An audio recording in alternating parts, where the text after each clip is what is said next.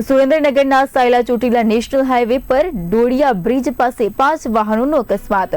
Street લાઇટો બંધ અને ડાયવર્ઝન નજીક હોવાથી અકસ્માત સર્જાયો। અંધારામાં ડાયવર્ઝન ન દેખાતા વાહનો અથડાયા। 5 વાહનોને ભારે નુકસાન થયું, પરંતુ મોટી જાનહાનિ ટળી। નેશનલ હાઈવે ઓથોરિટીની બેદરકારી સામે આક્ષેપો ઉઠ્યા તો તંત્રની ધીમી કામગીરીને લઈને સ્થાનિકોમાં રોષ પણ જોવા મળ્યો।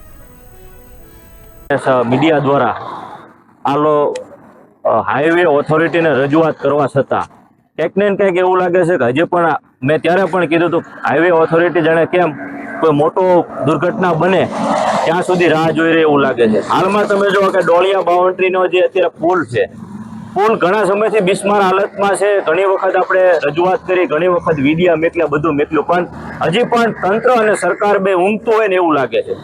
આ તમે જોઈ શકો છો કે ઘણા સમયથી પુલનું કામ ગોકળ ગાયે ચાલુ છે।